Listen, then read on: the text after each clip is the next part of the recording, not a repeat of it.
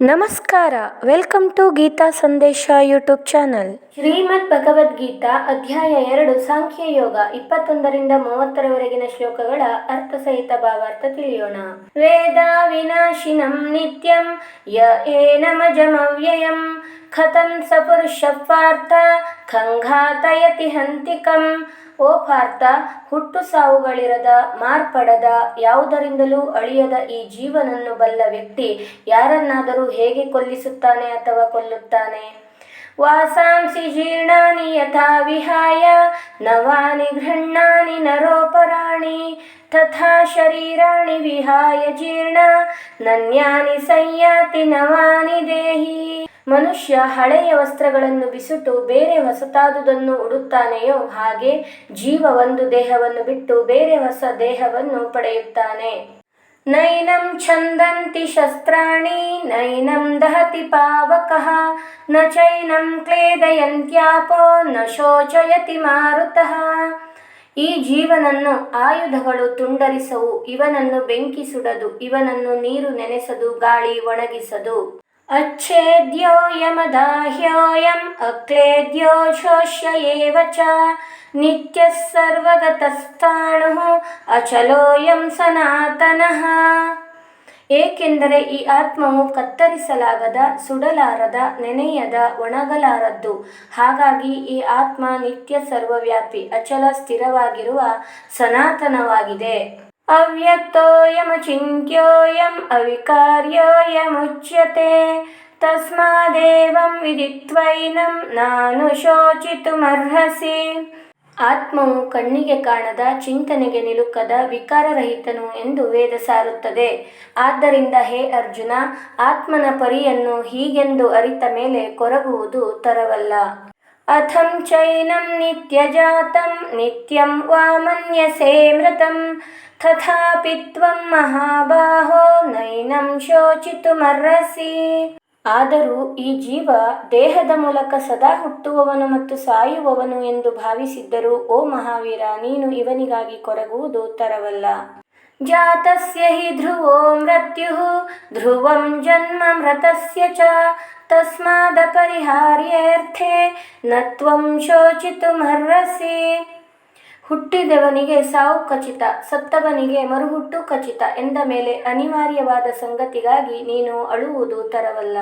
ಅವ್ಯಕ್ತಾದೀನಿ ಭೂತಾನಿ ವ್ಯಕ್ತಮಧ್ಯಾನಿ ಭಾರತ ಅವ್ಯಕ್ತ ನಿಧನಾನ್ಯೇವ ತತ್ರ ಕಾ ಪರಿದೇವನಾ. ಸೃಷ್ಟಿಯಾದ ಎಲ್ಲ ಜೀವಿಗಳು ಮೊದಲು ಕಾಣಿಸುವುದಿಲ್ಲ, ಮಧ್ಯೆ ಕೆಲಕಾಲ ಕಾಣಿಸುತ್ತವೆ ಹಾಗೂ ನಾಶವಾದ ಮೇಲೆ ಮತ್ತೆ ಕಾಣಿಸುವುದಿಲ್ಲ. ಹೀಗಿರುವಾಗ ಶೋಕಕ್ಕೆ ಕಾರಣವೇನಿದೆ? ಆಶ್ಚರ್ಯವತ್ ಪಶ್ಯತಿ ಕಶ್ಚಿದೇನಂ ಆಶ್ಚರ್ಯವದ್ ವದತಿ ತಥೈವ ಚಾನ್ಯಃ ಆಶ್ಚರ್ಯವಚ್ಚೈನಮನ್ಯಃ ಶೃಣೋತಿ ಶ್ರುತ್ವಾಶ್ಯೇನಂ ವೇದ ನ ಚೈವ ಕಶ್ಚಿತ್. ಯಾರೋ ಒಬ್ಬ ಆತ್ಮನನ್ನು ಅಚ್ಚರಿಗೊಂಡು ನೋಡುತ್ತಾನೆ, ಯಾರೋ ಒಬ್ಬ ಇದರ ತತ್ವವನ್ನು ಅಚ್ಚರಿ ಎಂಬಂತೆ ವರ್ಣಿಸುತ್ತಾನೆ, ಯಾರೋ ಒಬ್ಬ ಅವನನ್ನು ಅಚ್ಚರಿಗೊಂಡು ಕೇಳುತ್ತಾನೆ, ಮತ್ತು ಕೆಲವರಾದರೂ ಕೇಳಿಯೂ ಕೂಡ ಇದನ್ನು ಅರಿಯಲಾರರು. ದೇಹಿ ನಿತ್ಯಮವಧ್ಯೋಯಂ ದೇಹೇ ಸರ್ವಸ್ಯ ಭಾರತ ತಸ್ಮಾತ್ ಸರ್ವಾಣಿ ಭೂತಾನಿ ನ ತ್ವಂ ಶೋಚಿತುಮರ್ಹಸಿ. ಹೇ ಅರ್ಜುನ, ಈ ದೇಹದಲ್ಲಿ ವಾಸಿಸುವ ಆತ್ಮವನ್ನು ಎಂದೂ ಕೊಲ್ಲಲು ಸಾಧ್ಯವಿಲ್ಲ. ಹಾಗಾಗಿ ನೀನು ಯಾವ ಜೀವಿಗಾಗಿಯೂ ದುಃಖಿಸುವ ಕಾರಣವಿಲ್ಲ. ಯಾರ್ಯಾರು ಇನ್ನೂ ಗೀತಾ ಸಂದೇಶ ಯೂಟ್ಯೂಬ್ ಚಾನಲ್ ಸಬ್ಸ್ಕ್ರೈಬ್ ಮಾಡಿಲ್ಲವೋ ದಯವಿಟ್ಟು ಸಬ್ಸ್ಕ್ರೈಬ್ ಮಾಡಿ, ಆದಷ್ಟು ಲೈಕ್ ಮಾಡಿ, ಶೇರ್ ಮಾಡಿ. ಭಾವಾರ್ಥ: ಶ್ಲೋಕ 21ರಲ್ಲಿ ಶ್ರೀಕೃಷ್ಣ ಹೇಳ್ತಿದ್ದಾನೆ, ಆತ್ಮವು ಅವಿನಾಶಿ, ಅದಕ್ಕೆ ಹುಟ್ಟು ಸಾವಿಲ್ಲ ಎಂದ ಮೇಲೆ ನೀನು ಯಾರನ್ನಾದರೂ ಹೇಗೆ ಕೊಲ್ಲಲು ಸಾಧ್ಯ ಅಥವಾ ಕೊಲ್ಲಿಸಲು ಸಾಧ್ಯ ಎಂದು ಹೇಳ್ತಿದ್ದಾನೆ. ಇನ್ನು ಶ್ಲೋಕ 22ರಲ್ಲಿ ಹೇಗೆ ನೀವು ಹಳೆ ಬಟ್ಟೆಗಳನ್ನು ಬಿಸುಟ್ಟು ಹೊಸ ಬಟ್ಟೆಗಳನ್ನು ತೊಟ್ಟುಕೊಳ್ಳುತ್ತೇವೆಯೋ ಅದೇ ರೀತಿ ಆತ್ಮ ಜೀರ್ಣವಾದ ಈ ಹಳೆಯ ದೇಹವನ್ನು ಬಿಟ್ಟು ಇನ್ನೊಂದು ಹೊಸ ದೇಹವನ್ನು ಪ್ರವೇಶ ಮಾಡುತ್ತೆ ಎಂದು ಶ್ರೀಕೃಷ್ಣ ಹೇಳ್ತಿದ್ದಾನೆ. ಆದರೆ ಇಲ್ಲಿ ಹಳೆಯ ದೇಹವನ್ನು ತ್ಯಜಿಸಿ ಹೊಸ ದೇಹವನ್ನು ಪ್ರವೇಶ ಮಾಡಲಿಕ್ಕೆ ಶ್ರೀಕೃಷ್ಣ ಅಥವಾ ದೇವರು ಸಹಾಯ ಮಾಡಬೇಕಾಗತ್ತೆ. ಆತ್ಮವು ತನಗೆ ತಾನೇ ಇನ್ನೊಂದು ದೇಹವನ್ನು ಪ್ರವೇಶ ಮಾಡಲಿಕ್ಕೆ ಸಾಧ್ಯ ಇಲ್ಲ. ಏಕೆಂದರೆ ಆತ್ಮ ಮತ್ತು ಪರಮಾತ್ಮ ಒಂದೇ ಮರದಲ್ಲಿರುವಂತಹ ಎರಡು ಪಕ್ಷಿಗಳು ಎಂದು ಮುಂಡಕ ಉಪನಿಷತ್ತು ಮತ್ತು ಶ್ವೇತಾಶ್ವತರ ಉಪನಿಷತ್ತುಗಳು ಇದನ್ನು ಪ್ರತಿಪಾದಿಸ್ತವೆ. ಅಂದರೆ ಒಂದು ಪಕ್ಷಿ ಅಂದರೆ ಜೀವಾತ್ಮ ಪ್ರಾಪಂಚಿಕ ವೃಕ್ಷದ ಹಣ್ಣುಗಳನ್ನು ಆ ಸುಖವನ್ನು ಸವಿತಾ ಇದೆ, ಪ್ರಾಪಂಚಿಕ ಸುಖವನ್ನು ಸವಿತಾ ಇದ್ದರೆ ಇನ್ನೊಂದು ಪಕ್ಷಿ ದೇವರು ಶ್ರೀಕೃಷ್ಣ ತನ್ನ ಗೆಳೆಯ ಇನ್ನೊಂದು ಪಕ್ಷಿಯ ಈ ಹಣ್ಣನ್ನು ತಿನ್ನುತ್ತಿರುವಂತಹ ಪಕ್ಷಿಯ ಕೆಲಸವನ್ನು ನೋಡ್ತಾ ಕುಳಿತುಕೊಂಡಿದೆ ಅಂತ. ಅದೇ ರೀತಿ ಈ ಜೀವಾತ್ಮ ಮಾಡುವ ಕೆಲಸಗಳನ್ನು ಜೀವಾತ್ಮ ಒಂದು ದೇಹವನ್ನು ಪ್ರವೇಶಿಸಿಕೊಂಡು ಆ ದೇಹದ ಮುಖಾಂತರ ನಡೆಸುವ ಲೀಲೆಗಳನ್ನೆಲ್ಲ ಶ್ರೀಕೃಷ್ಣ ಭಗವಂತ ನೋಡ್ತಾ ಇರ್ತಾನೆ. ಆ ಜೀವಾತ್ಮ ಆ ದೇಹದಲ್ಲಿ ಇನ್ನು ಇರಲಿಕ್ಕೆ ಸಾಧ್ಯವಿಲ್ಲ ಅಂತ ಹೇಳಾದವಾಗ ಇನ್ನೊಂದು ದೇಹವನ್ನು ಪ್ರವೇಶಿಸಲು ಭಗವಂತ ಸಹಾಯ ಮಾಡ್ತಾನೆ ಎನ್ನುವುದು ಇಲ್ಲಿ ತಿಳಿಯುತ್ತೆ. ಇನ್ನು ಶ್ಲೋಕ 23, 24, 25ರಲ್ಲಿ ಆತ್ಮದ ಗುಣಧರ್ಮಗಳ ಬಗ್ಗೆ, ಆತ್ಮದ ಸ್ವರೂಪದ ಬಗ್ಗೆ ತಿಳಿಸ್ತಾ ಇದ್ದಾನೆ. ಆ ಶ್ಲೋಕದ ಅರ್ಥದಲ್ಲಿ ಅದು ಇದೆ. ಅದು ಯಾವುದರಿಂದಲೂ ಕತ್ತರಿಸಲಿಕ್ಕೆ ಸಾಧ್ಯ ಇಲ್ಲ, ಒಣಗಲಿಕ್ಕೆ ಸಾಧ್ಯ ಇಲ್ಲ, ಆ ರೀತಿಯಲ್ಲಿ ವಿಶ್ಲೇಷಣೆ ನಡೀತಾ ಉಂಟು. ಇನ್ನು ಶ್ಲೋಕ 26ರಲ್ಲಿ ಆತ್ಮಕ್ಕೆ ಸಾವಿಲ್ಲ ಎಂಬುದನ್ನು ನೀನು ನಂಬದಿದ್ದರೂ ಸಹ ಅದಕ್ಕಾಗಿ ದುಃಖಿಸುವಂಥ ಅಗತ್ಯವಿಲ್ಲ. ದೇಹದೊಟ್ಟಿಗೆ ಆತ್ಮ ಸಾಯುತ್ತದೆ ಅಂದುಕೊಂಡರೂ ಸಹ ದೇಹ ಹುಟ್ಟುತ್ತೆ, ಸಾಯುತ್ತೆ, ಪುನಃ ಮತ್ತೆ ಹುಟ್ಟಿ ಬರುತ್ತೆ, ಅದಕ್ಕಾಗಿ ನೀನು ದುಃಖಿಸುವ ಅಗತ್ಯವಿಲ್ಲ ಎಂದು ಹೇಳ್ತಾನೆ. ಅಂದರೆ ಶ್ರೀಕೃಷ್ಣನ ಕಾಲದಲ್ಲಿಯೇ 2 ವರ್ಗವಿತ್ತು ತತ್ವಜ್ಞಾನಿಗಳದ್ದು ಎಂದು ನಾವು ತಿಳ್ಕೊಳ್ಬಹುದು. ಆತ್ಮಕ್ಕೆ ಪ್ರತ್ಯೇಕವಾದ ಅಸ್ತಿತ್ವವಿದೆ, ಆತ್ಮಕ್ಕೆ ಸಾವಿಲ್ಲ ಎಂದು ನಂಬುವಂತಹ ಒಂದು ವರ್ಗ. ಇನ್ನೊಂದು ದೇಹವನ್ನು ಬಿಟ್ಟು ಆತ್ಮಕ್ಕೆ ಪ್ರತ್ಯೇಕವಾದ ಅಸ್ತಿತ್ವವಿಲ್ಲ ಎಂದು ನಂಬುವಂತಹ ಇನ್ನೊಂದು ವರ್ಗ ಶ್ರೀಕೃಷ್ಣನ ಕಾಲದಲ್ಲಿಯೂ ಇತ್ತು ಎಂಬುದು ನಮಗೆ ತಿಳಿಯುತ್ತೆ. ಹಾಗಾಗಿ ಶ್ರೀಕೃಷ್ಣ ಇಲ್ಲಿ ಹೇಳ್ತಾ ಇದ್ದಾನೆ.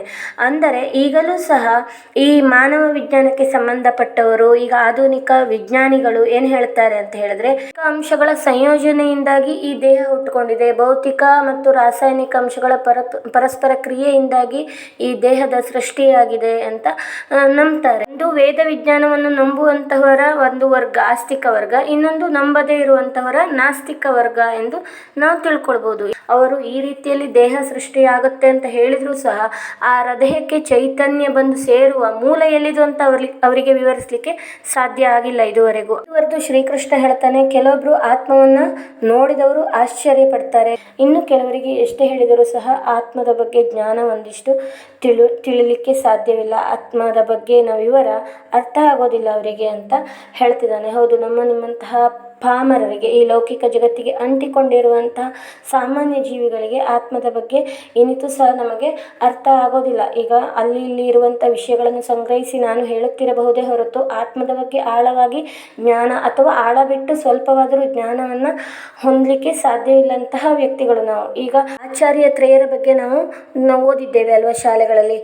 ಶಂಕರಾಚಾರ್ಯರು, ಮಧ್ವಾಚಾರ್ಯರು, ರಾಮಾನುಜಾಚಾರ್ಯರು ಇವರೆಲ್ಲ ಆತ್ಮಗಳ ಬಗ್ಗೆ ಆಳವಾಗಿ ಅಧ್ಯಯನ ಮಾಡಿಕೊಂಡು ಅವರಲ್ಲಿಯೂ ಸಹ ಆತ್ಮಗಳ ಬಗ್ಗೆ ವಿವರಣೆ ಬೇರೆ ಬೇರೆ ರೀತಿಯಲ್ಲಿದೆ. ಒಬ್ಬರು ಅದ್ವೈತ ಸಿದ್ಧಾಂತವನ್ನು ಪ್ರತಿಪಾದಿಸಿದರೆ, ಇನ್ನೊಬ್ಬರು ವಿಶಿಷ್ಟ ಅದ್ವೈತ, ಇನ್ನೊಬ್ಬರು ದ್ವೈತ ಸಿದ್ಧಾಂತ, ಈ ರೀತಿಯಲ್ಲಿ ವಿವರಣೆಯನ್ನು ಕೊಡ್ತಾರೆ. ಅವರ ಆಚಾರ್ಯ ತ್ರಯರುಗಳಲ್ಲಿಯೂ ಸಹ ಆತ್ಮದ ಬಗ್ಗೆ ಒಂದೇ ರೀತಿಯ ಒಂದು ಒಪ್ಪಂದ ಇಲ್ಲ ಅಥವಾ ಒಂದೇ ರೀತಿಯ ಪ್ರತಿಪಾದನೆ ಇಲ್ಲ. ಅವರು ಬೇರೆ ಬೇರೆ ರೀತಿಯಲ್ಲಿ ಆತ್ಮ ಬೇರೆ ಪರಮಾತ್ಮನೇ ಬೇರೆ ಅಂತ ಹೇಳಿದವರು, ಆತ್ಮ ಮತ್ತು ಪರಮಾತ್ಮ ಎರಡೂ ಒಂದೇ ಅಂತ ಹೇಳಿದವರು ಈ ರೀತಿಯಲ್ಲಿ ಇದ್ದಾರೆ. ಅದಕ್ಕೆ ಸಂಬಂಧಪಟ್ಟಂತೆ ಅವರು ಭಾಷ್ಯವನ್ನು ಸಹ ಬರೆದಿದ್ದಾರೆ.